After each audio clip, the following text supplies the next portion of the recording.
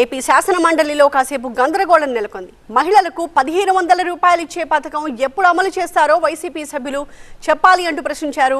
18 ఏళ్లు నిండిన మహిళలకు ఏడాదికి 18,000 ఇస్తాము అని చెప్పిన హామీ ఏమైంది అని ప్రశ్నించారు. అయితే వైసీపీ సభ్యుల ప్రశ్నలకు మంత్రి కొండపల్లి శ్రీనివాస్ సమాధానం చెబుతూ ఉండగా వైసీపీ సభ్యులు అడ్డు తగిలారు. దీంతో మరో మంత్రి పార్థసారథి వైసీపీపై ఆగ్రహం వ్యక్తం చేశారు. ఇరుపక్షాలు ఇలా వాదనకి దిగడంపై చైర్మన్ కూడా అసహనం వ్యక్తం చేశారు. తెచ్చి అండగా ఉంటది, ప్రతి నెలకు 1500 అందిస్తుంది, ఈ జెండే అండా కదా టీడీపీ జెండా అని ప్రచారం చేశారు అధ్యక్ష.